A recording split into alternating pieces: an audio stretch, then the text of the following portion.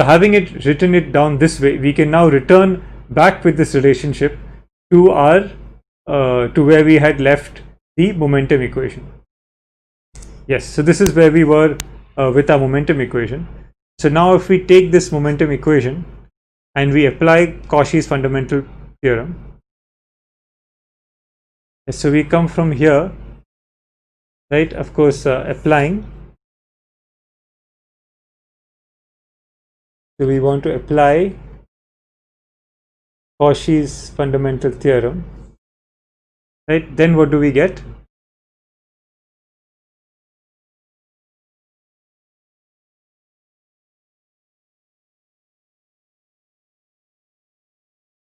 Let me make some more space.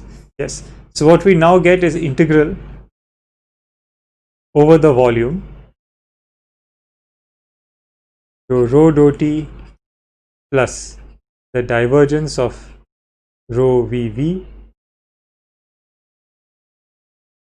is equal to integral over the volume rho g plus integral over the surface times n dot the stress tensor dA, because we've simply written the small t in terms of n dot the stress tensor using Cauchy's fundamental theorem. And now we can apply here the divergence theorem, right? And this would give us a single integral over the material volume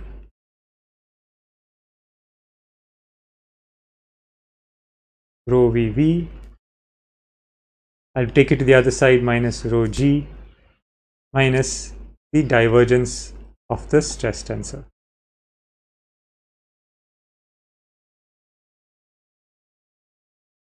Must be equal to 0. And now we can use the fact, as we did in our derivation for the conservation of mass. So given that Vm is arbitrary, that I can change its size and location at will, and yet this theorem must hold. The only way this can happen is if this integrand is pointwise equal to 0, which means that I will have rho dou t plus the divergence of rho vv is equal to rho g plus the divergence of the stress tensor. Oh, sorry, I've left my velocity out somewhere. Yes, that would have been problematic. Sorry.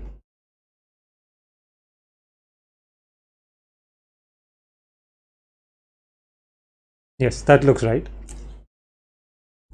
And g, of course, is the acceleration vector.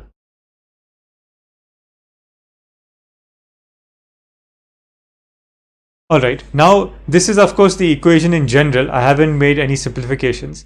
But now if I simplify it further for an incompressible fluid,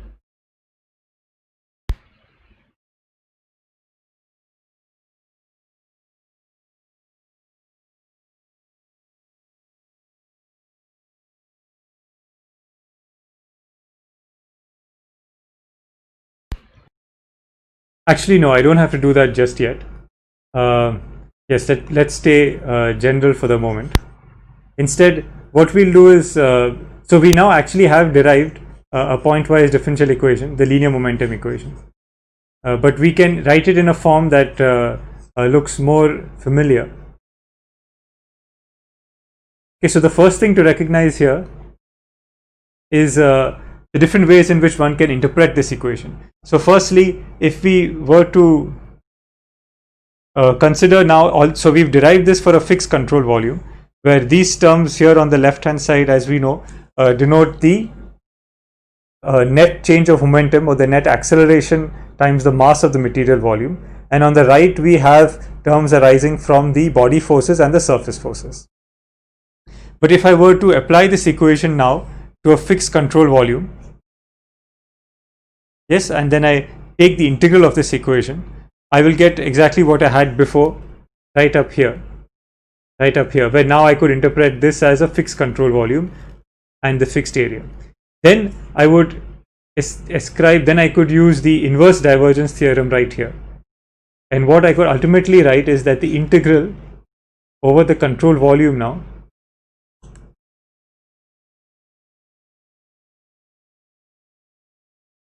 rho u s must be equal to the integral over the surface of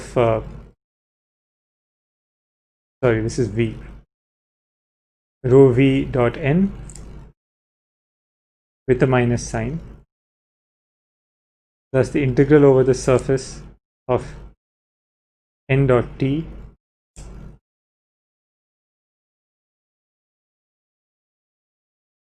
s plus the integral over the volume of rho g. So you can see now you can ascribe a meaning to this equation. Sorry, I missed something here. It's rho v dot n. There are two v's. Right. So now you can ascribe a meaning here in terms of fluxes of momentum, but this is purely in hindsight. So we have the accumulation here of momentum. Yes, this is the flux, surface flux of momentum due to convection. So v dot n gives us the convection of momentum rho v into the control volume. This would be the flux due to stress. And if you want, in the case of ideal gas, this stress could be thought of the diffusion of momentum. But in general, like a liquid, this stress really is not due to the free diffusion of molecules. So that analogy breaks down a bit there. And then this is, of course, a generation of momentum, you could say, due to body force. So you see that you could try and put this, the momentum equation in terms of a conservation principle, but it's a bit odd, and trying to think about flux of momentum is not really natural. It's especially not true if we look at the flux of momentum due to stresses when you're not dealing with an ideal gas. But anyway, for the sake of connecting what you're seeing here with maybe the treatments in other equations, particularly in transport phenomena books, this is how you can interpret it. But it's really something that you can only understand in hindsight from the equation here that we derived purely from treating the Euler's linear momentum principle, or F equal to ma for a material volume. But okay, now skipping that, we can rewrite the equation that we derived here, the momentum balance equation, in a slightly different form. So let's expand this term on top.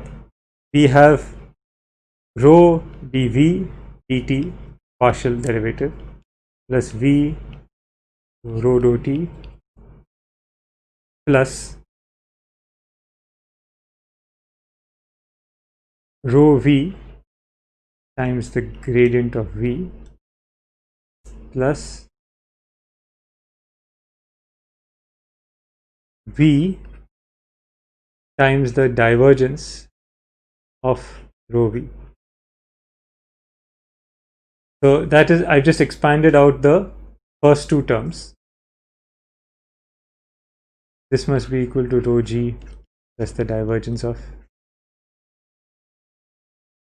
Okay, but now you see, if you gather these two terms together and we use the continuity equation, you'll see that they add up to 0, because dou rho dou t plus the divergence of rho v is 0 according to the continuity equation, even for a compressible fluid. So what that just leaves us, so these terms cancel out. This is because of the continuity equation. That just leaves us with these first two terms. But you see that this has the form of rho times the material derivative of v, which is nothing but the acceleration of a material point. And this must be equal to the divergence of the stress tensor plus rho times g.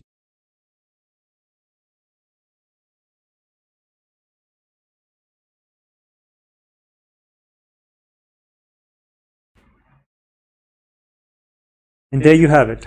Sorry. So This is what we're really after now.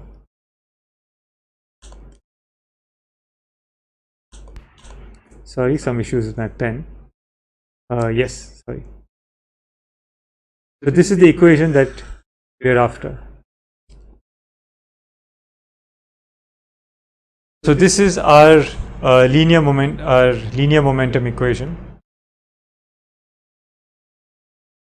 Linear momentum equation, or just the expression of the force is equal to m,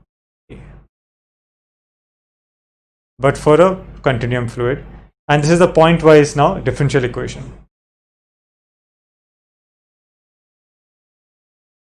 And this specific form of the momentum equation, where we have the stress tensor written generally, is called Cauchy's equation of motion.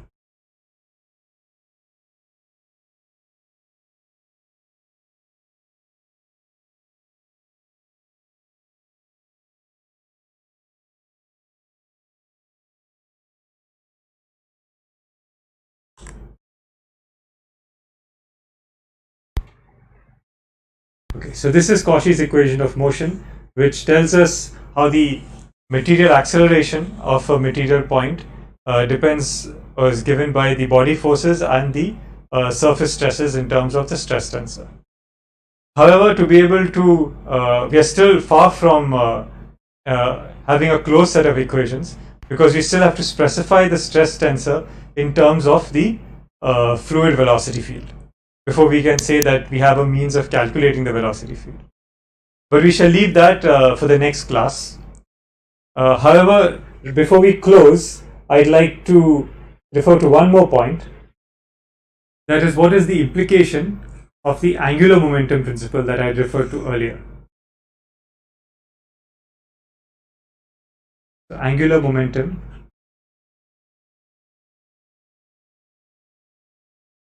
now in mass point mechanics, the laws of angular momentum come out simply by taking the moment of the F equal to ma equation, and it arises as a different equation only because we take a whole bunch of mass points and then refer its motion to its center of mass. So then we have F equal to ma for the center of mass, where F is the net forces, and you have another equation arising from angular momentum. In the case of a general fluid, it turns out that the angular momentum equation cannot be derived from the linear momentum equation. Rather, it has to be specified as a separate principle. And this principle, and this idea was due to Euler, this principle has an important implication for the stress tensor. So we won't go into detail here, but I just like to state it.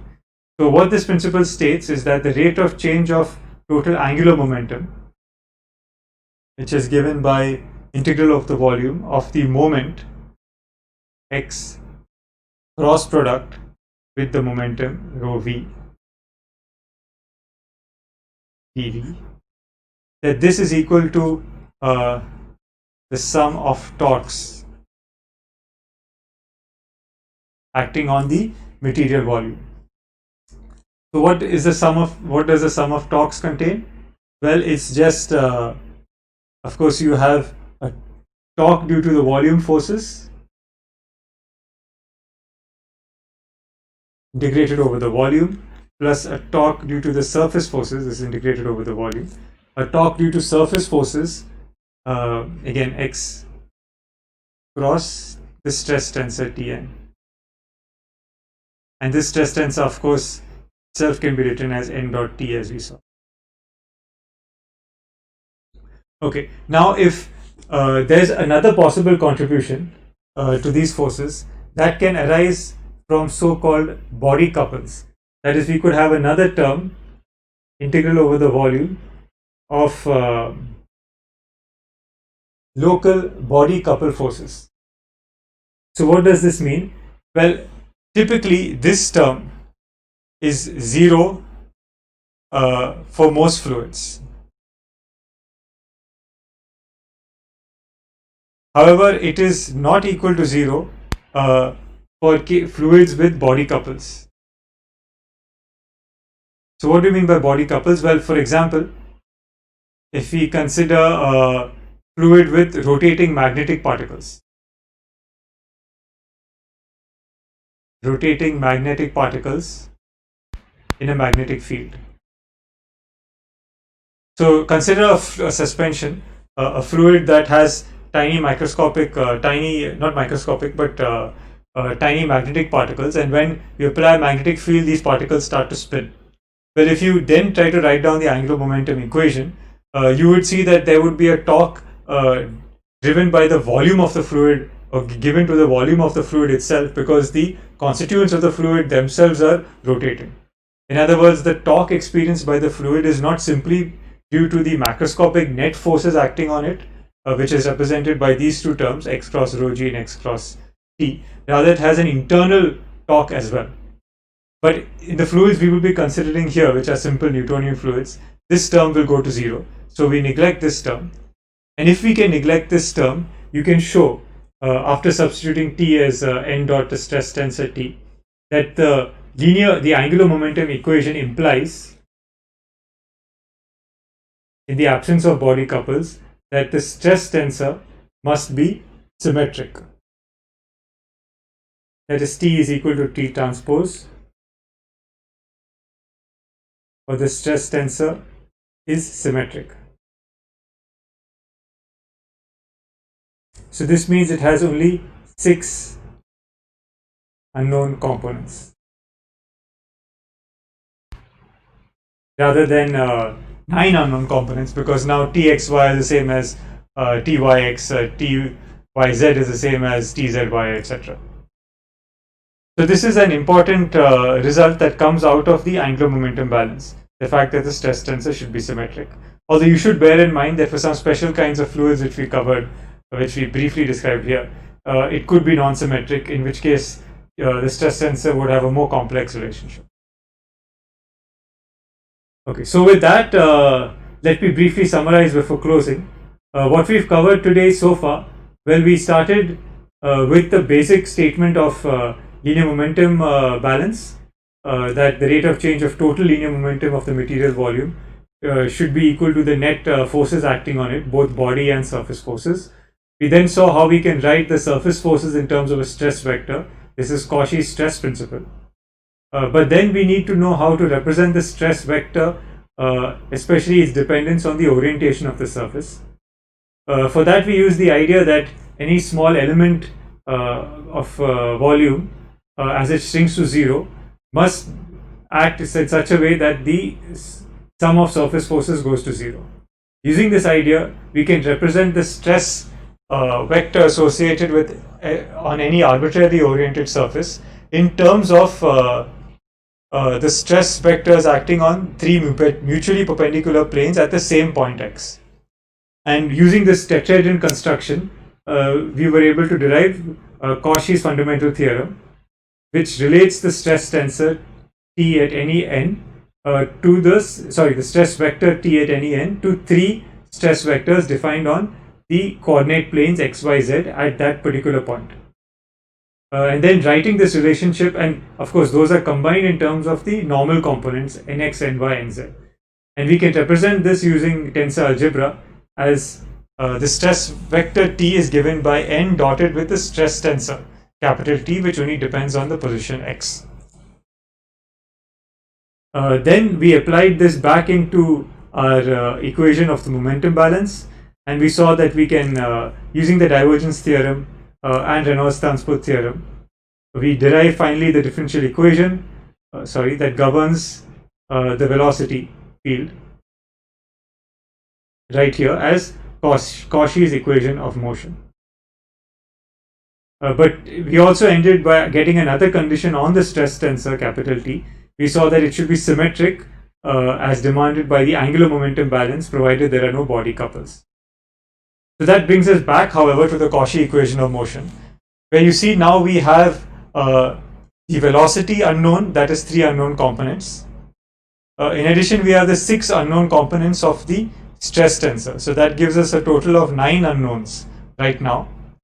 However, the number of equations we have is only 3 equations from this Cauchy equation of motion and 1 equation from the conservation of mass. So as things stand right now, we have 4 governing equations, but we have 9 unknown components. So that means that we certainly have many more unknowns than the number of equations, and this demands extra information. At this point, it should not be surprising, because you would notice that so far I have made no appeal to any specific properties of the fluid that we are considering. Everything that I have done so far is valid for any continuum, and it doesn't matter, the nature of the material hasn't entered anywhere at all. So it is not surprising that we can't get a closed system of equations, because if we could, it would mean that every material on Earth would have to satisfy the same set of equations.